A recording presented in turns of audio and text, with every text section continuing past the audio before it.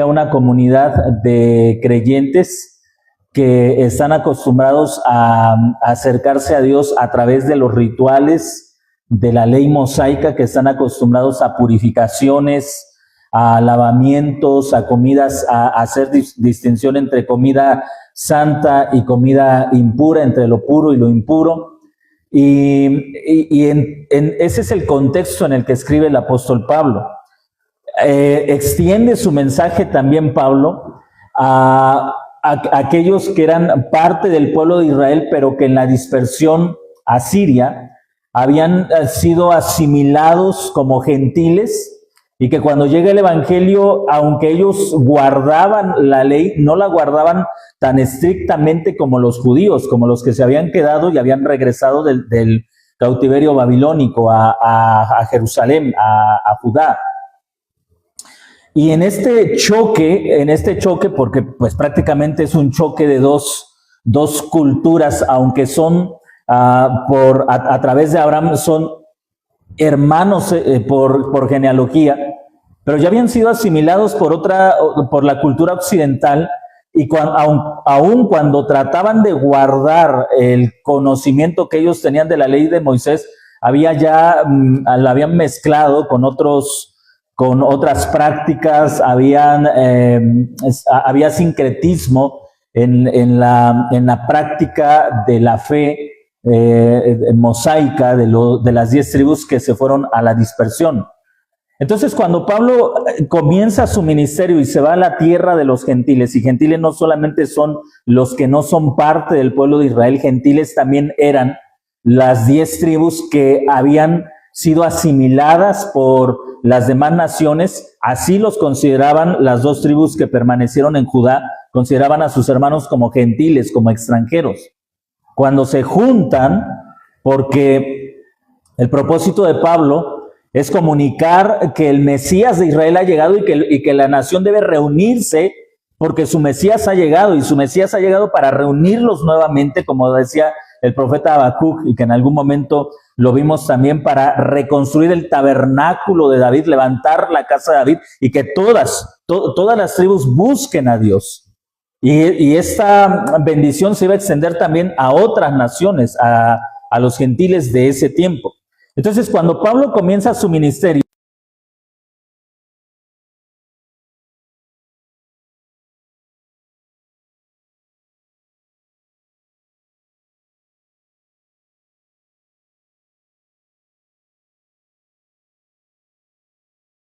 del pueblo de Sanedrín, ya no era un maestro de la tradición judía,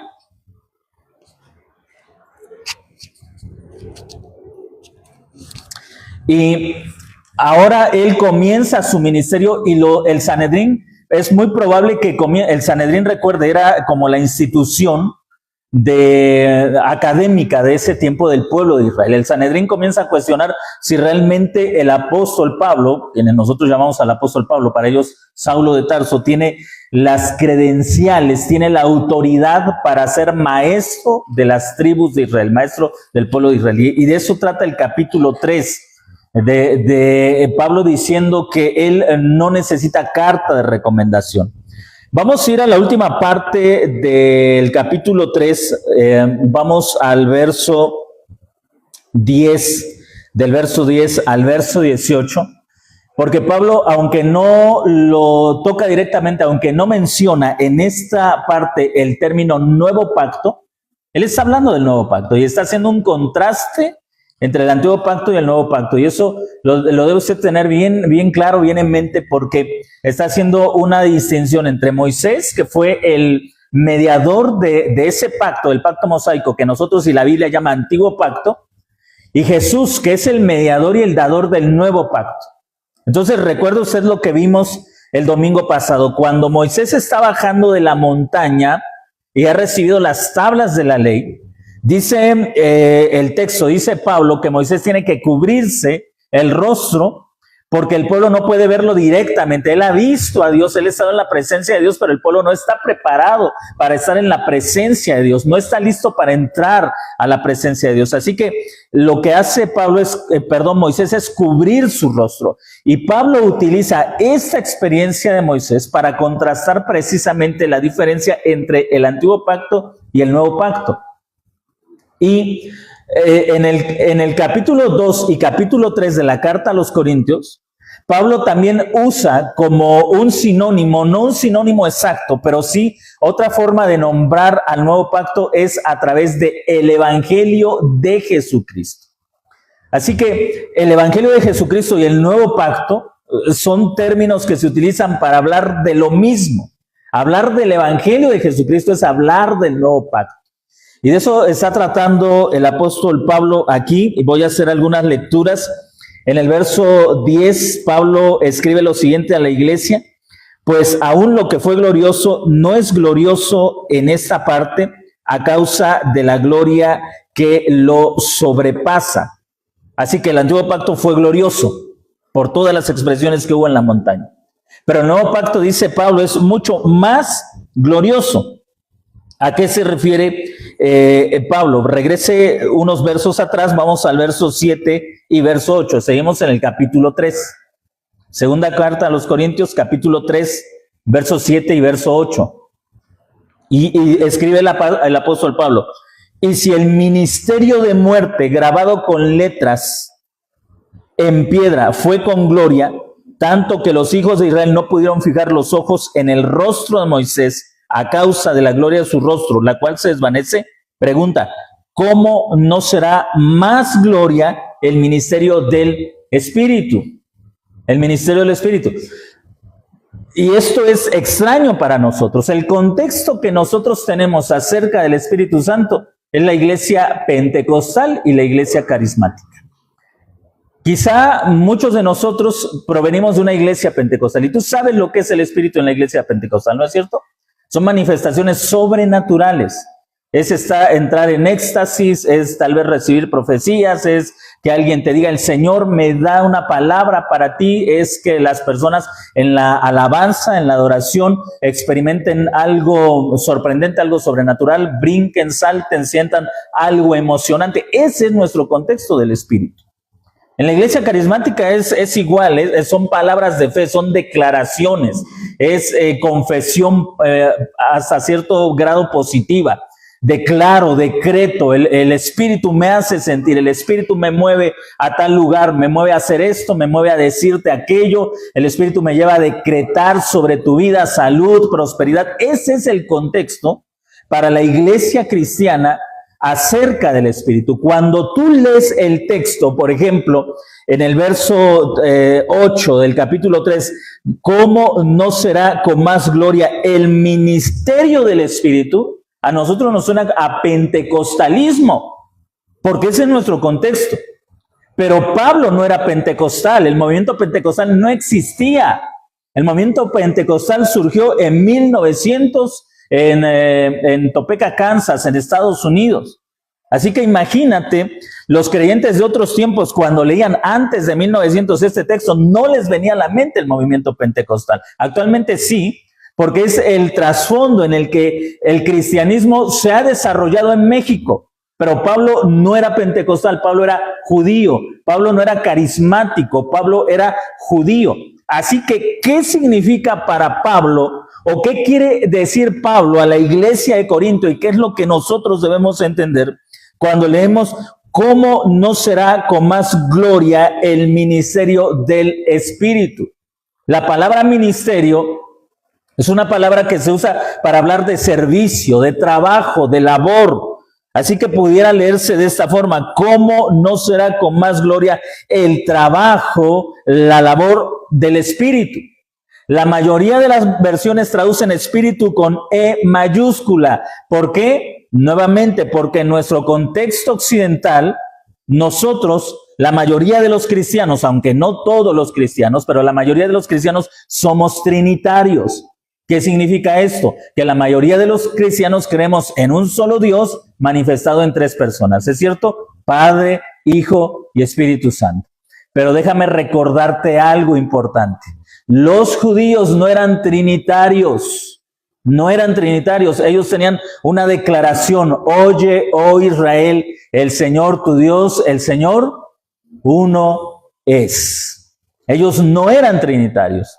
Así que nuevamente, cuando nosotros leemos nuestra Biblia, ya vemos la influencia del cristianismo occidental en la traducción al traducir espíritu con E mayúscula y llevarnos a la comprensión o a la idea de que se está hablando de la tercera persona de la Trinidad. Pero Pablo no era cristiano occidental, Pablo no era pentecostal, Pablo no era carismático, Pablo no era trinitario, Pablo era un judío.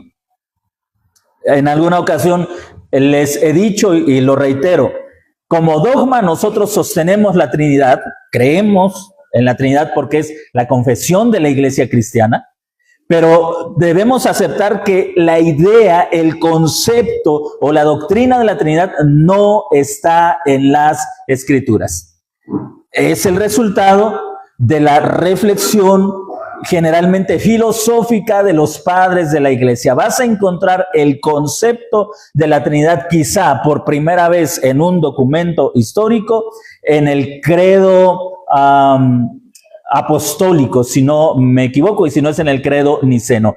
Quizás sea una de las primeras veces que vas a encontrar el concepto, la doctrina, la idea de la Trinidad, pero desarrollada en los pensadores, en los pastores occidentales, con una influencia griega, no en los pastores o en los teólogos judíos como lo fue el apóstol Pablo. ¿Por qué te digo todo esto? Porque cuando leemos esto, yo quiero que vayamos a ese texto no con nuestra mente occidental, sino tratar de entender como probablemente Pablo lo estaba hablando. Él no está dándonos una declaración de la Trinidad, él está hablándonos en un lenguaje judío que ellos como judíos entendían. Para los judíos, y lo puedes verificar, hay algunos libros que hablan acerca de el pensamiento judío de la antigüedad, del primer siglo, del segundo templo, y en algunos de estos libros, en algunas de estas publicaciones vas a encontrar lo que ellos pensaban acerca del Espíritu, y ellos no entendían al Espíritu Santo como una tercera persona o como una persona divina, sino como una forma de decir Dios está actuando, Dios está haciendo algo. Observa lo que dice Isaías 63, versos 10 al 13. Isaías capítulo 63, versos 10 al 13. Y luego vamos a ir al Salmo 51, verso 13.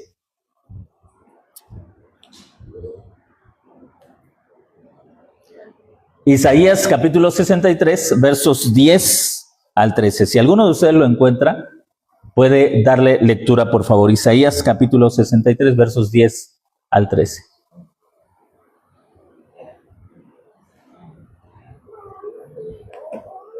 Mas ellos fueron rebeldes y hicieron el lenguaje santo de Espíritu, por lo cual se les volvió enemigo, y él mismo peleó contra ellos. Pero se acordó de los días antiguos, de Moisés y de su pueblo, diciendo: ¿dónde está el que les hizo subir del mar con el pastor de su rebaño? ¿Dónde es el que puso en medio de él santo Espíritu? El que los dio por la diestra de Moisés con el brazo de su gloria, que dividió las aguas delante de ellos, haciéndose así nombre perpetuo. El que los condujo por los abismos, con un caballo por el desierto, sin que pasaran. Gracias. ¿Cuántas veces aparece ahí el término Espíritu Santo?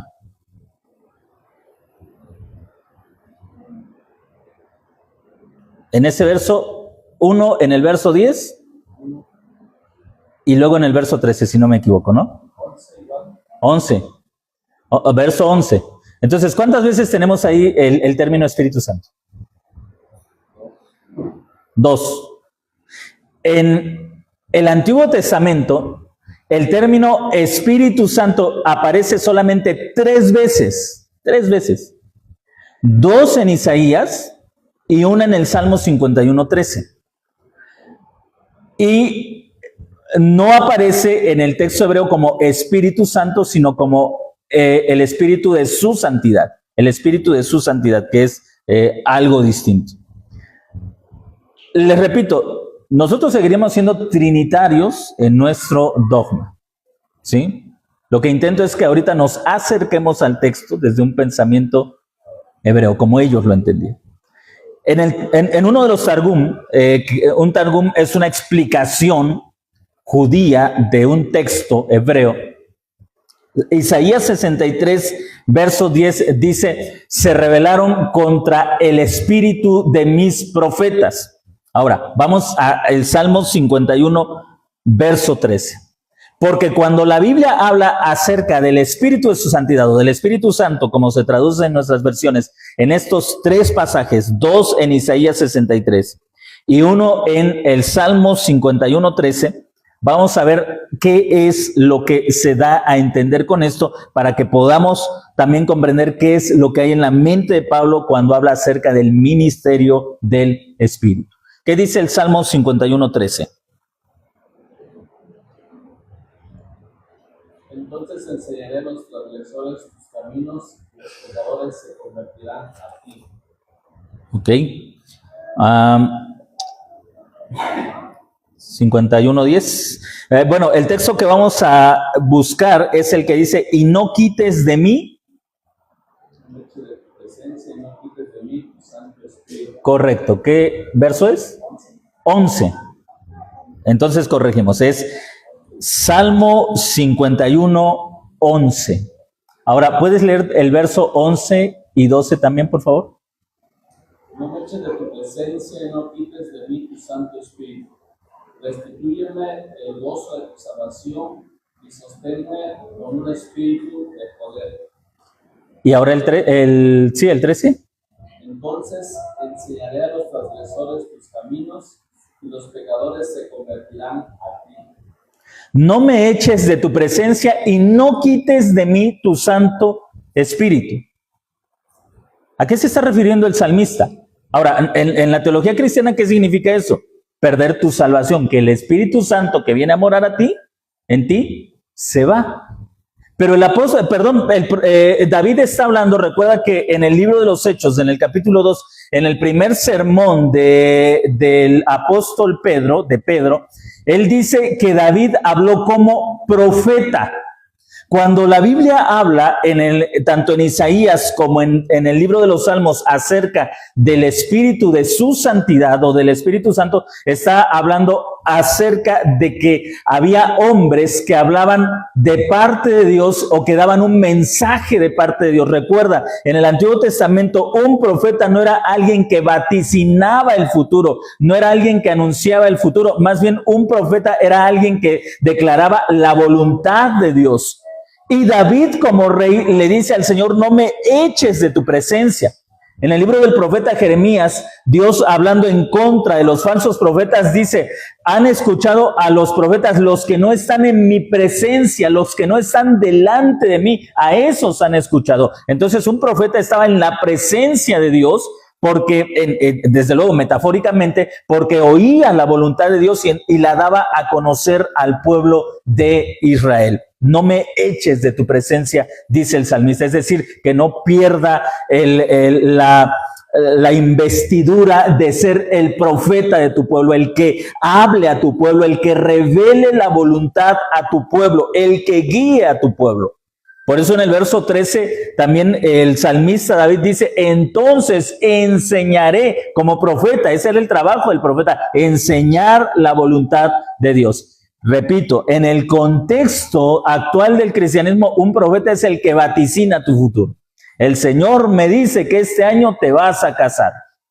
El Señor me dice que en este año tiene una bendición de prosperidad para tu vida. Esos son los profetas actuales. Pero ese no era el rol del profeta en el antiguo pacto. El profeta era alguien que hablaba la voluntad de Dios. Podía tener relación con el futuro o podía no tener ninguna relación con el futuro, pero declaraba la voluntad de Dios. Ahora, regresamos a 2 Corintios, recuerda, en el Antiguo Testamento solamente 3 veces aparece un término similar al que nosotros tenemos de Espíritu Santo, 3 veces. Vamos a encontrar otros términos como el Espíritu de Dios, el Espíritu de Yahvé, y solamente 3 veces el título o el término, porque no es un título, el término Espíritu Santo, pero en estos 3 versículos que acabamos de leer, hace referencia no a una persona, no a un ser divino, sino la actividad de Dios. En otras palabras, Dios hablando al pueblo a través del sumo sacerdote, del profeta o del rey. A esa acción se le llamaba el Espíritu de Dios. O sea, cuando el profeta hablaba, cuando el rey hablaba o el sacerdote hablaba, el pueblo decía, Dios ha hablado, su Espíritu ha hablado a través del profeta. Pero ellos no estaban pensando, la tercera persona de la divinidad descendió y nos habló. No pensaban eso, sino lo pensaban como una manifestación del Dios invisible a través del trabajo de un mensajero, rey, sacerdote o profeta. Entonces regresamos a 2 Corintios capítulo 3 y quiero que tengas esto en mente. El ministerio entonces del Espíritu, no hablando como de una persona, sino de la actividad de Dios, era dar a conocer la voluntad de Dios. Y dice en el versículo 8, 2 Corintios capítulo 3, versículo 8, ¿cómo no será más gloria el ministerio del Espíritu? Porque si en el ministerio de condenación hay gloria, mucho más abunda en gloria el ministerio de la justicia. Ahora, ¿a qué se está refiriendo aquí? Quizá en nuestra mente la idea es que el Espíritu, la tercera persona de la divinidad, viene a una persona y le hace entender, le abre los ojos para que entienda. Pero Pablo no está pensando en eso. Para Pablo el ministerio del Espíritu no es otra cosa sino la revelación del mensaje de él, hablando acerca de Jesucristo. Regresa conmigo al capítulo 2, 2 Corintios capítulo 2, versículo 14. Te voy a hacer esas lecturas, 2 Corintios capítulo 2, versículo 14. Porque para Dios, pero gracias sean dadas a Dios, quien siempre nos hace triunfar en Cristo y por medio de nosotros manifiesta la fragancia de sí mismo en todo lugar. Porque para Dios somos olor fragante de Cristo entre los que son salvos y entre los que se pierden. A los unos somos olor de muerte y a los otros olor de vida. Y para estas cosas, ¿quién está capacitado? Porque no somos como muchos que negocian por lucro con la palabra de Dios, sino que con sinceridad, como de parte de Dios y delante de Dios, hablamos en Cristo. Ahora, nosotros cuando leemos ese texto pensamos en la Biblia. Porque a la Biblia, ¿cómo le decimos? Palabra de Dios. Pero Pablo no tenía una Biblia como la nuestra. Así que él no puede estarse refiriendo a un libro al que nosotros llamamos palabra de Dios. Él se estaba refiriendo al mensaje, como lo dice en el verso 17, porque no somos como muchos que negocian por lucro con la palabra de Dios, sino que con sinceridad, como de parte de Dios y delante de Dios, hablamos en Cristo. Pablo está diciendo que el ministerio del Espíritu, él se está viendo a sí mismo como profeta, y está diciendo que el ministerio del Espíritu, la revelación que él ha recibido de parte de Dios, es hablar acerca de Jesucristo como el mediador de un nuevo y mejor pacto. Él no venía con las tablas de la ley para decir es a través de la ley que tú puedes acercarte a Dios. Él no venía con las tablas de la ley como los sacerdotes, como los fariseos, como los saduceos, no como los maestros de Israel. Él venía sin las tablas de la ley. Ahora, no estoy diciendo que los sacerdotes andaban cargando las tablas de la ley, es metafórico, pero toda la enseñanza de los fariseos estaba basada en una justicia que requería que para acercarte a Dios te circuncidaras y guardaras toda la ley. Así que los maestros de la ley podían decirle a Pablo, Pablo, tú dices que que los que se han alejado de Dios, ellos que son gentiles, que se han alejado de Dios, pueden acercarse a Dios sin estar circuncidados, sin subir al templo, sin nuestras purificaciones, sin nuestros lavamientos. ¿Dónde dice eso? Nosotros tenemos a Moisés que nos respalda. ¿Dónde respaldas tú tu enseñanza? ¿Cuándo Moisés enseñó lo que tú estás enseñando? Y Pablo podía responder con mucha certeza, Pablo podía responder con mucho tino, lo que les estoy hablando es de parte de Dios y directamente de Dios, como un profeta en la antigüedad.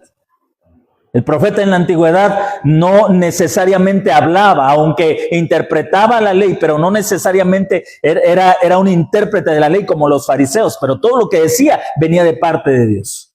Y Pablo dice, les estoy hablando como un profeta, dándoles a conocer esta voluntad de Dios. ¿Cuál es la voluntad de Dios? Que los hombres crean en Jesús. Estamos en el capítulo 3 y en el versículo 11. Entonces espero que estemos entendiendo esto. Cuando Pablo habla acerca del ministerio del Espíritu, no está hablando de algo sobrenatural. ¿Sí me estás entendiendo? O sea, ni siquiera está diciendo como a veces nosotros hacemos. Padre, envía tu Espíritu para que abra los ojos de mi vecino incrédulo y cuando yo le hable del Evangelio, él pueda entender el Evangelio. Ni siquiera está hablando de eso. No está hablando de eso. Está hablando del mensaje que, como los profetas del Antiguo Testamento, como lo vimos en Isaías y como David mismo decía, él está hablando de esa clase de revelación que viene directamente de Dios y él está diciendo, yo sé que Jesús es el Mesías porque Dios me lo ha declarado, Dios me lo ha revelado. En el versículo 11, porque si lo que tenía que ser abolido pasó por medio de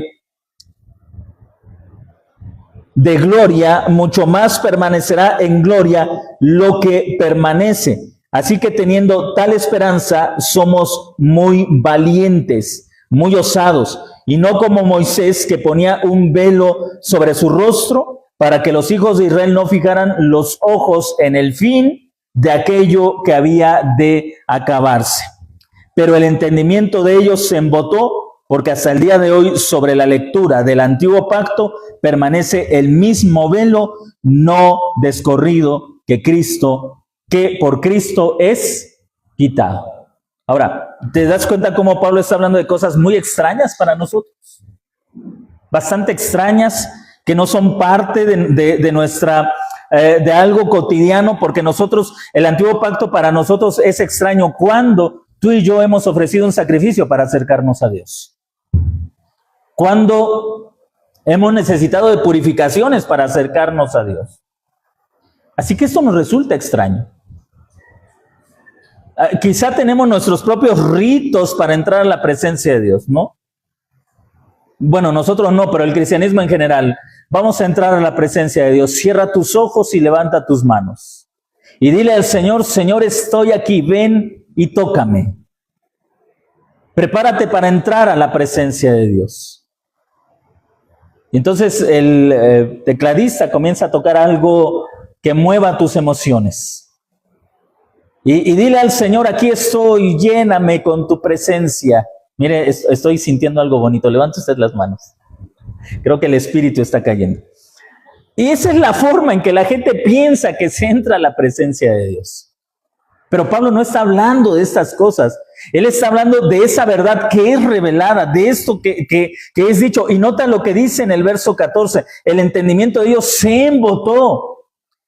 ¿Qué significa se embotó? Se amarró, se trabó, no alcanzan a pasar del antiguo pacto. Ellos se quedaron en el antiguo pacto. Ellos siguieron pensando la única manera de acercarse a Dios es a través del pacto mosaico. No hay otra forma. Se embotó. Veían a Jesús y decían, es imposible que a través de un hombre y a través que ahora resulta que a través de su muerte en una cruz que murió como un enemigo de nuestro pueblo, que ahora resulta que a través de él nosotros podemos acercarnos a Dios. Eso No es cierto, pensaban ellos. La mente se embotó. No pudieron, por más que pensaban y pesaban, regresaban al mismo punto. La única manera de acercarte a Dios es a través del nuevo pacto, del antiguo pacto, del pacto mosaico. No podían seguir adelante.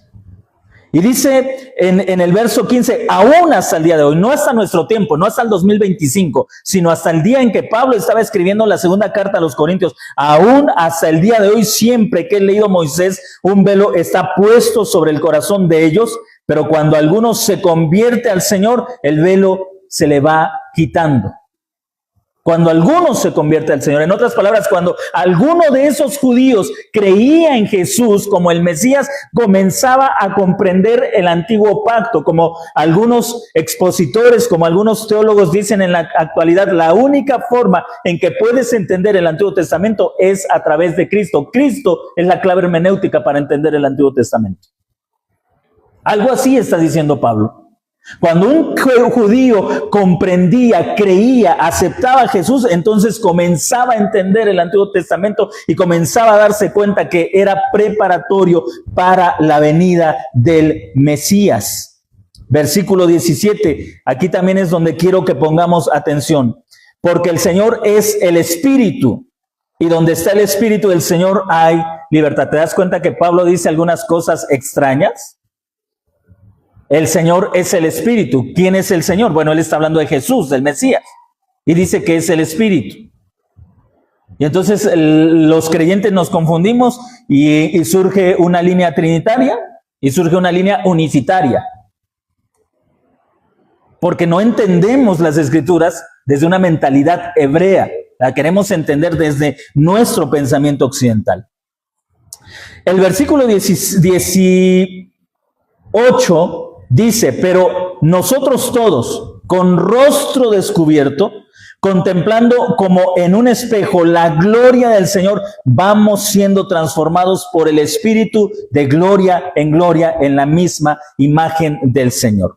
Hoy en la mañana, casualmente, mientras nos estábamos preparando para las diferentes actividades, mi esposa estaba escuchando a Miguel Núñez, pastor en República Dominicana, y Miguel Núñez decía, tocaba este texto, no está predicando de Corintios, está predicando en Hebreos, pero me llamó la atención cuando él mencionó 2 Corintios 3:18, y él decía, ahí habla de la santidad progresiva. Nosotros tenemos una santidad posicional, es decir, por causa de Cristo somos santos, pero hay una santidad progresiva, algo que depende de nuestra obediencia a la palabra de Dios.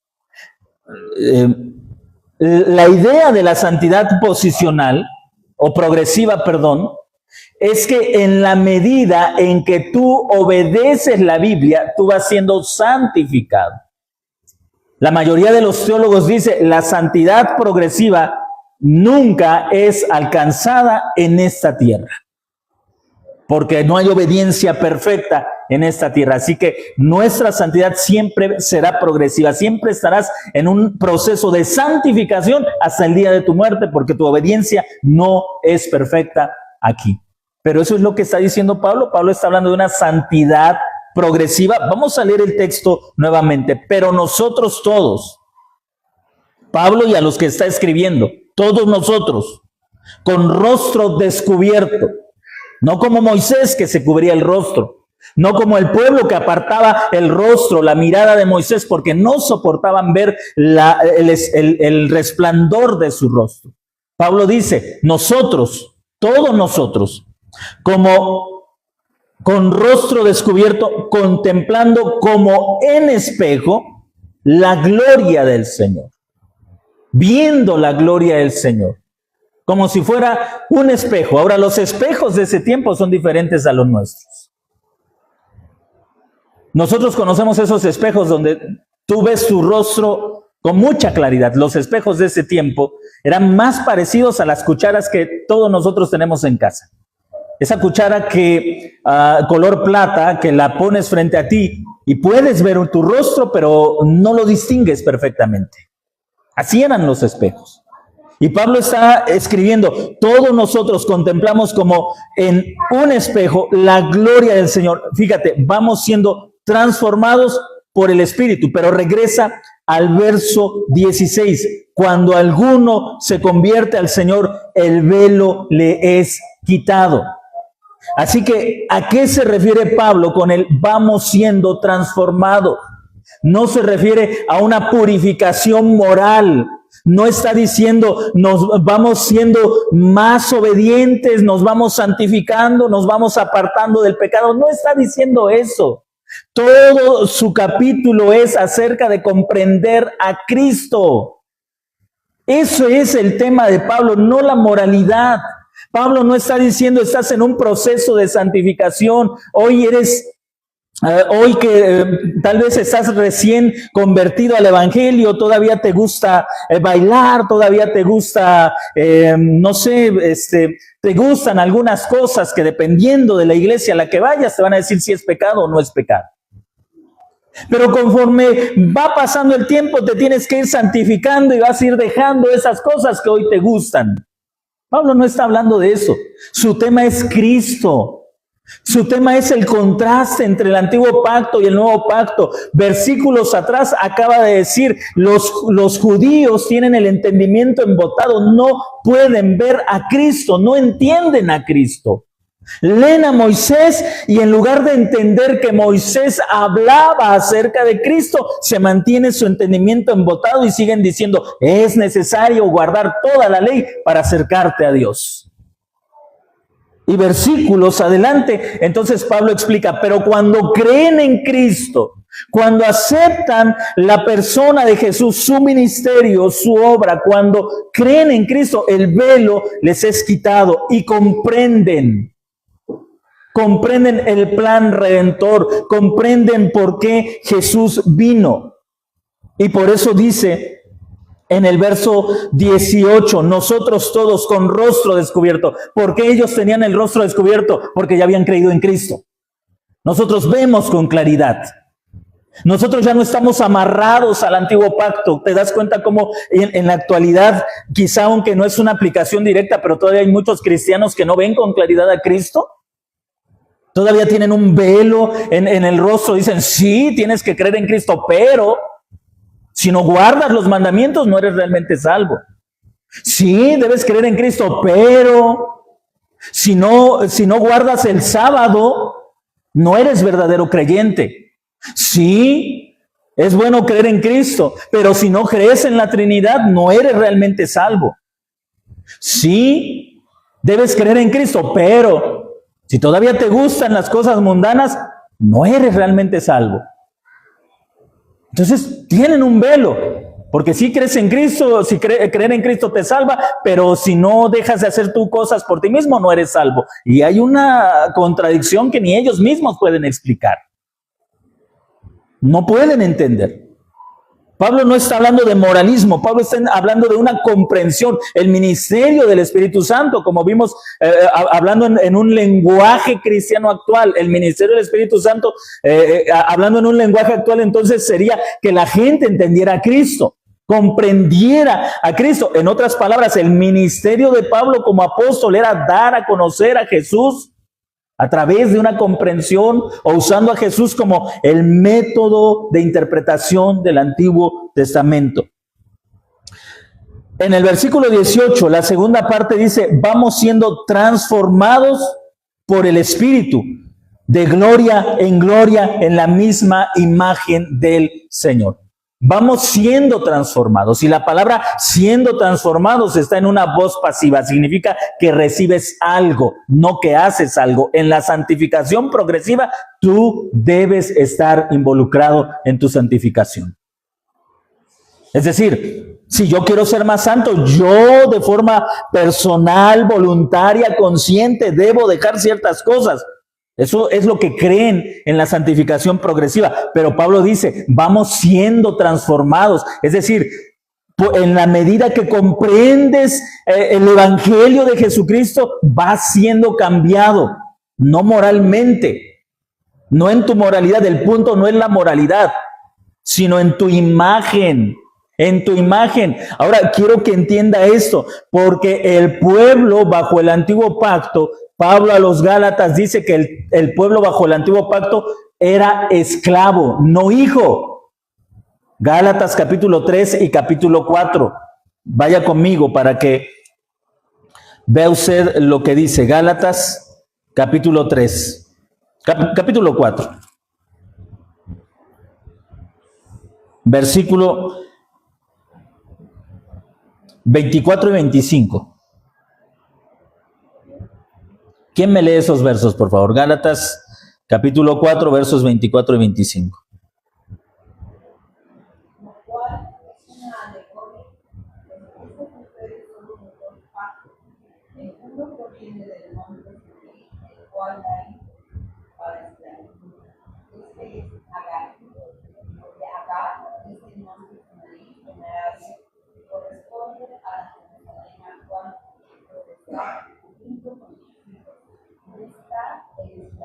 Muy bien. Gracias, hermana. ¿Cómo eran los hijos bajo el antiguo pacto? Esclavos. Esclavos, note lo que dice, pues está esclavizada junto con sus hijos. Note lo que dice el verso 27, porque está escrito: regocíjate, oh estéril, la que no das a luz, prorrumpe y clama la que no sufre dolores de parto, porque muchos son los hijos de la desamparada, más que los de la que tiene el marido. Y la conclusión de Pablo en el verso 30 es la siguiente, porque ¿qué dice la Escritura? ¿Qué dice la Escritura? Echa fuera a la esclava y a su hijo, porque no heredará el hijo de la esclava con el hijo de la libre. ¿Te das cuenta de lo que está escribiendo el apóstol Pablo? Ahora regresamos a la segunda carta a los Corintios. Capítulo 3, versículo 18. Y Pablo dice: vamos siendo transformados por el Espíritu de gloria en la misma imagen del Señor. Ahora, nosotros le inyectamos moralismo ahí. Y decimos, poco a poco nosotros nos vamos santificando, apartando del pecado. Pero eso no es lo que está en la mente de Pablo. Pablo tiene algo en su mente. Nota lo que dice el verso 17. Porque el Señor es el Espíritu. Y donde está el Espíritu del Señor hay libertad.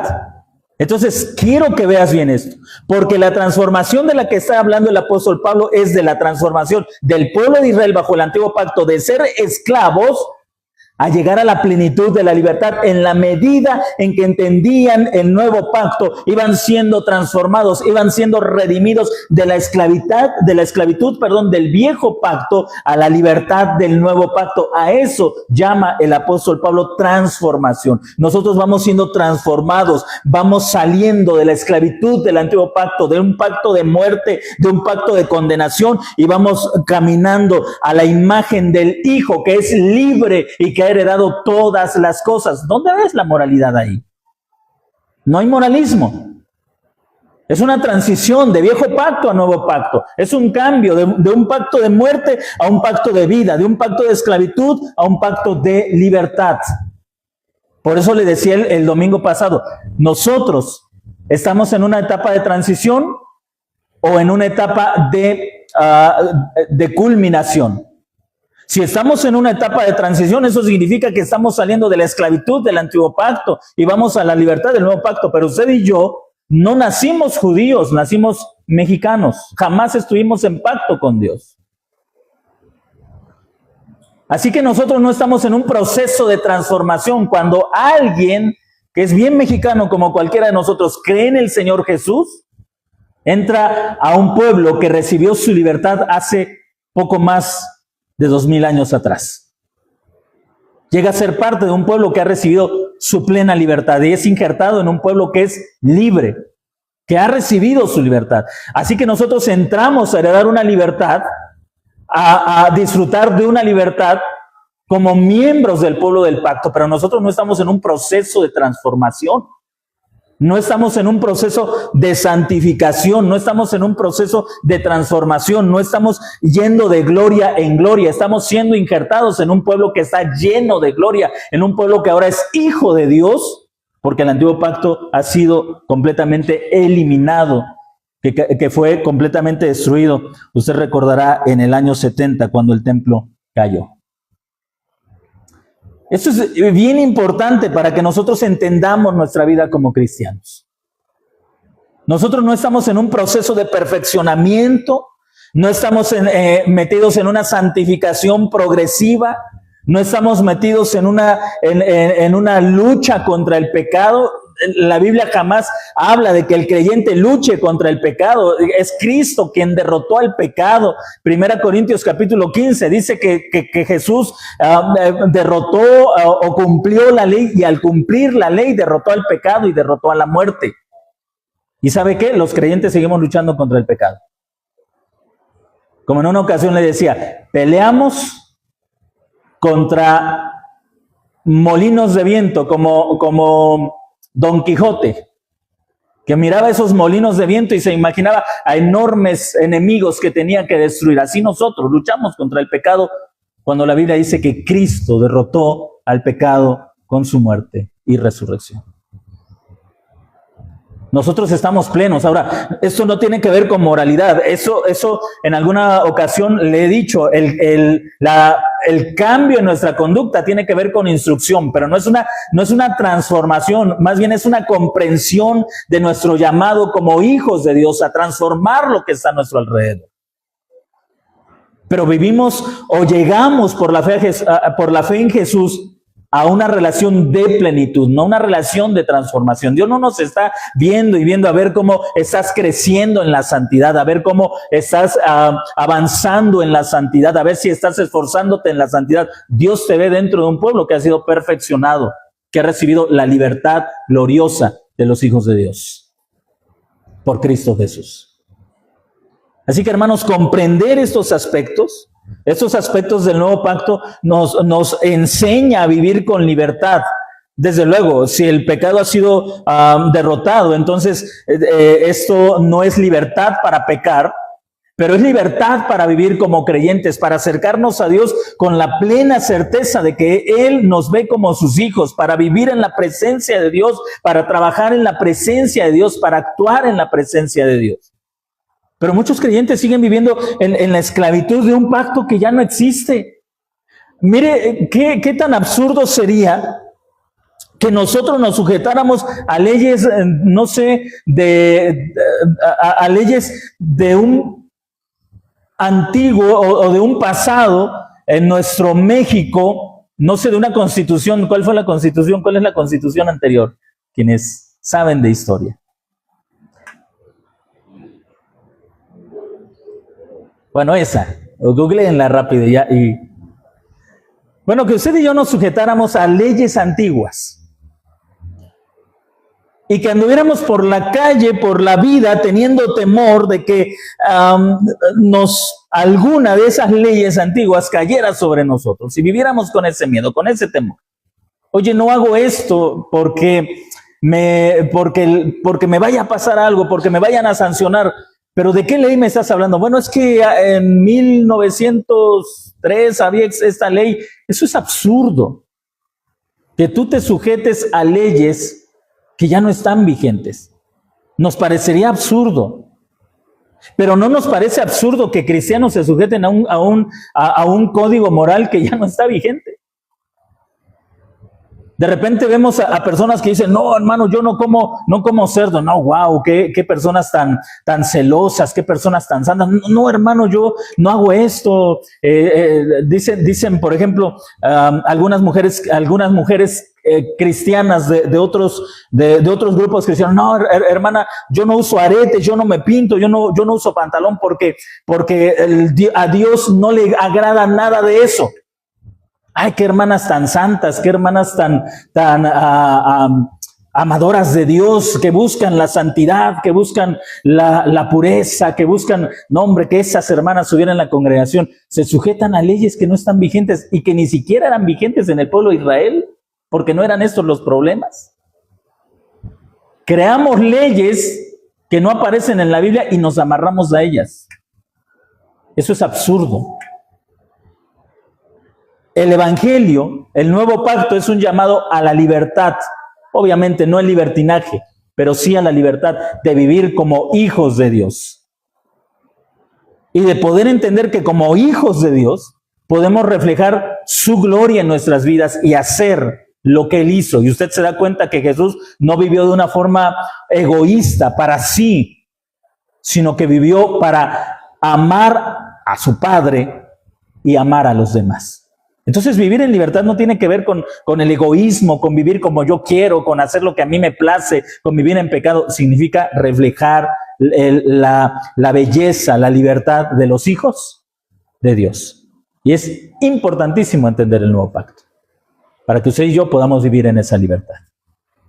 Y ayudar a los que están en esclavitud, porque fíjese, lo más curioso es que los que viven en esclavitud quieren esclavizar a los que son libres. Usted se va a dar cuenta que los judaizantes iban detrás de los creyentes que se les había quitado el velo, iban detrás de ellos y decían, sí, está bien, si tú quieres creer que Jesús es el Mesías, está bien, pero circuncídate, pero guarda estos mandamientos, pero haz esto, pero haz lo otro. Dice Pablo que había falsos hermanos que espiaban la libertad que ellos tenían y que querían volverlos a la esclavitud. Es curioso, a veces parece que los que vivimos en libertad no nos importa mucho comunicar esta libertad a otros, pero los que viven en esclavitud andan detrás de nosotros queriéndonos esclavizar de nuevo. ¿A poco tú haces esto? Pues no que eres cristiano. De seguro vas a una iglesia liberal, por eso ya ni oras cuando te levantas. ¿A poco tú no oras cuando comes? Has de ir a una de esas iglesias liberales. ¿A poco a ti no te dicen nada? Le dirán a las hermanas, ¿a poco a ti no te dicen nada que te pongas aretes? No, este mundo ya está muy feo, ya viene el Señor. ¿Cuánto libertinaje? Quienes no conocen la libertad, quienes viven en esclavitud, persiguen a los que hemos abrazado la libertad. Pero curiosamente, los que abrazamos la libertad, a veces se nos olvida que hay quienes están en esclavitud y no los ayudamos a ver la libertad en Cristo. No se trata de contender con otros hermanos. Se trata de reflejar el carácter de Cristo, de ser como Cristo, de que ellos vean que nuestras acciones no están dirigidas a esclavizar sus vidas, sino a enseñarles a vivir como hijos de Dios, amando a Dios y amando al prójimo. Póngase de pie, vamos a concluir con una oración. Disfrute la libertad que usted tiene en Cristo.